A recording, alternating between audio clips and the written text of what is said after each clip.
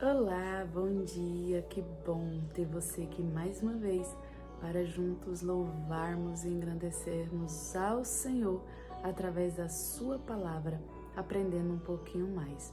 Para você que chegou aqui agora, meu nome é Márcia Gomes e esse é o Café com Deus Pai no canal Rosa no Deserto. E é um prazer ter você comigo. Então, antes de nós adentrarmos no tema, eu já quero pedir para você curtir, para você comentar, compartilhar, sumiu a palavra qual que era, para você compartilhar, chama seus amigos, mostra esse conteúdo, né?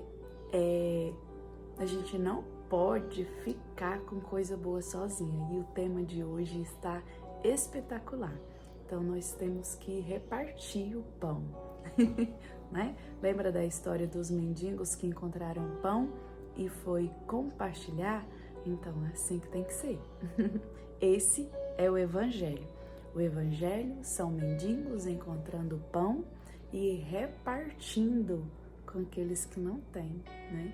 A gente poderia deixar, não, eu poderia comer sozinha, né? Já que eu não tenho e tal. Não, a gente precisa repartir, né? Lembrem-se da história, né, de quando Samaria foi cercada e esses mendigos ousaram sair, né, da zona de conforto. Nós estamos morrendo mesmo e tal, mas eles pararam e falaram assim, peraí, mas se nós estamos morrendo, então nós vamos correr um risquinho maior, vamos lá no acampamento dos filisteus. Foram lá, encontraram comida e falaram, a gente não pode comer sozinho, precisamos contar para todo mundo. E foi lá, né? É assim que tem que ser, tá bom? Vamos lá então? O nosso tema de hoje é confiança inabalável. E aí eu quero pedir para você, fique até o final para a gente orar junto, tá bem? Vamos lá então? Diz assim, ó. Os que confiam no Senhor são como o monte Sião, que não se pode abalar, mas permanece para sempre.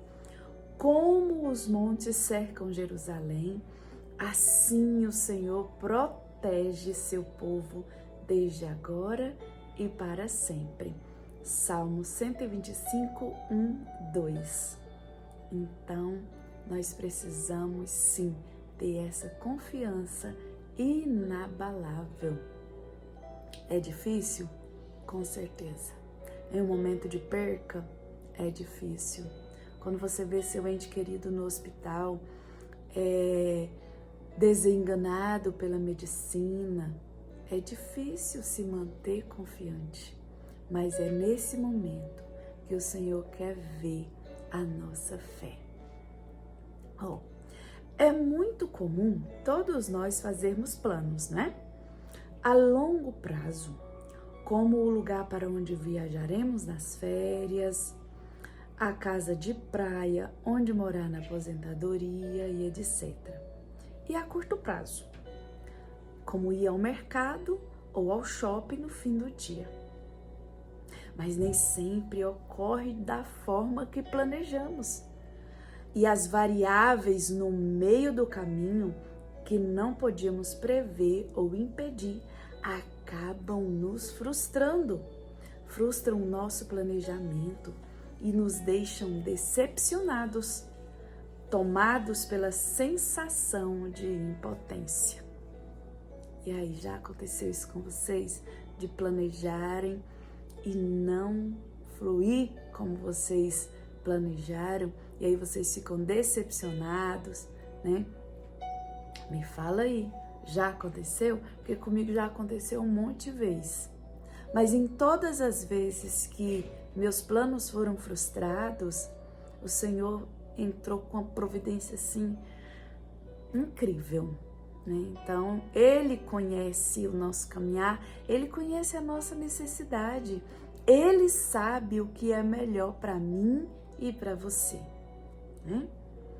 Quando você entende que a sua vida é como a folha de uma árvore que ao se desprender é soprada e levada pelo vento até onde ele quer, então passa a viver em confiança, dirigido pelo Espírito Santo de Deus. Olha só. Deus sabe que ele o conduzirá com bons ventos para lugares melhores.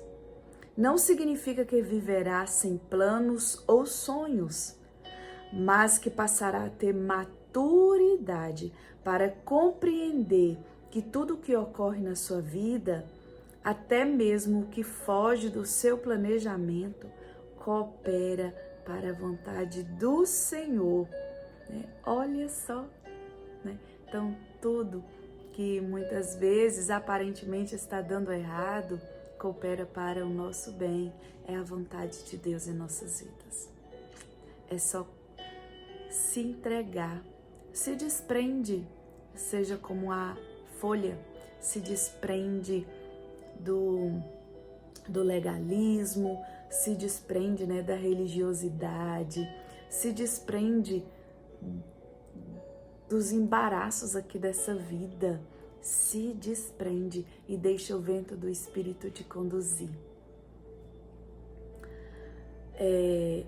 O pastor Júnior, ele conta aqui que quando ele era criança, ele teve pensamentos que ele perguntava por que nascera. Ele fala assim, ó, quando eu era criança, cheguei a ter pensamentos em que me perguntava por que nascera na minha família.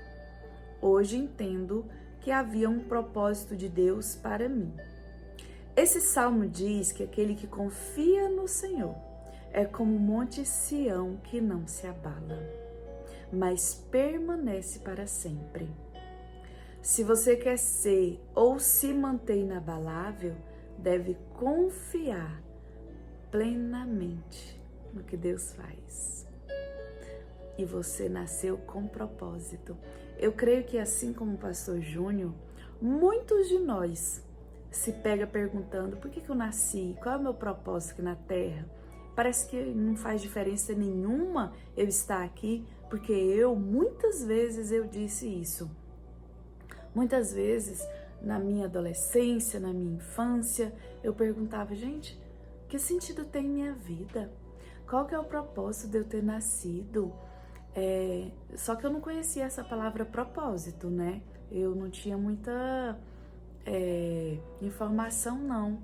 Mas eu falava assim, para que eu nasci? Né? Para que eu presto? Né? Porque na minha infância eu recebi uma palavra, porque eu gosto muito de dormir. Eu durmo muito, gente. A minha alegria é falar assim, vai te aquietar, né? Quando eu viajei para casa da minha mãe no início do ano, aí sempre depois do almoço ela falava assim, minha filha, vai te aquietar. Gente, que palavra linda. E quando meu bem fala para mim assim, mãe, vai cochilar um pouquinho para você descansar? Nossa, Deus, é uma declaração de amor muito linda para mim. E eu gosto muito de dormir. E aí, a minha avó, ela via isso, não? Aí ela fala assim, e isso vai prestar? Só sabe dormir? Só que ela falou uma palavrinha feia, né? Que eu não vou falar aqui, né? E isso desceu pro meu coração, sabe? E aí, como a gente é criança, né? A gente tem que tomar cuidado com o que fala com criança. Desceu pro meu coração. Aí eu falava assim, é mesmo? Pra que eu presto? Né? Pra que eu nasci pra quê? Se eu só sei dormir, não sei fazer outra coisa, eu presto pra quê? Né? Então, depois que eu cresci, muitas vezes no casamento, que às vezes eu cometia erros, e aí eu era chamada a atenção, aí eu falava assim, aí eu já entendi a palavra propósito, eu já sabia, já conhecia. Aí eu falava assim, qual que é o meu propósito? Por que eu nasci? Mas hoje eu entendo por que eu nasci, assim como o pastor Júnior e assim como você também. Nós temos propósito, sabe? Se você dá um abraço em alguém que está necessitado de um cuidado, foi para aquele propósito que você nasceu, para aquele momento, assim como a rainha Esther, Mardoqueu fala assim, ó, será que não foi para esse momento que você foi colocada aí, né? Naquele momento em que os judeus estavam sentenciados à morte, Deus colocou Esther lá no trono. Então, será, Esther, que não foi para esse momento que você foi colocada aí? Não, será, meu amigo, minha amiga, que no momento em que alguém da sua família está precisando de um apoio, de uma palavra amiga, de um apoio financeiro, e aí você consegue fazer isso? Foi para esse propósito que você nasceu também? Então foi para esse momento que Deus te colocou, para apoiar vidas, para cuidar de vidas, cuidar da sua família, dos seus filhos, né? Olhar para os seus filhos e falar, olha só, né? Foi para esse propósito. Então, a gente se questiona muito mesmo, mas Deus tem propósito para a nossa vida. Ganhar almas para o reino do Senhor, né? Tirar vidas da lama do pecado, tirar vidas da depressão, tirar vidas dos pensamentos suicidas, porque eu mesmo fui suicida um dia. Eu já tive muitos pensamentos suicidas. E hoje eu estou aqui livre, eu estou aqui para contar o testemunho. Mas eu já tive pensamentos suicidas, já tive pensamentos de muitas coisas feias, né? Mas eu estou aqui livre para adorar e você também, tá? Olha só, entenda que os planos do Senhor são perfeitos e jamais serão frustrados. Tudo o que Deus faz tem um propósito, ainda que não possamos entender, mas o Pai sabe do que precisamos e fará grandes coisas. Certamente o caminho com Ele será diferente. Então, se você está titubeando em dois caminhos, decida hoje a quem servir. Decida hoje a estar no caminho de retidão, tá? Tenha uma confiança inabalável no Senhor, que Ele vai te conduzir a caminhos perfeitos na presença dEle. Amém?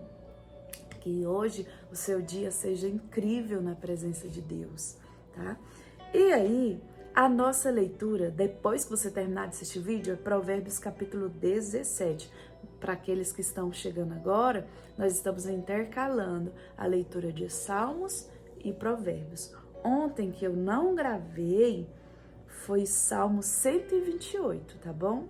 Ontem eu saí daqui antes das 4 da manhã, então eu não tive tempo de gravar o vídeo, tá bom? Então, é Provérbios 17 hoje. E a nossa palavra-chave para mim saber que você está aqui comigo até agora é inabalável, tá? Põe aí nos comentários. Eu tenho uma fé inabalável. Se você ainda não tem, profetiza, tá? Profetiza, tá bom? E se você está passando por momentos difíceis, como um filho no hospital, em luto, né? Filhos nas drogas, esposo na bebedeira, tenha uma fé inabalável, tá? Que Deus vai fazer.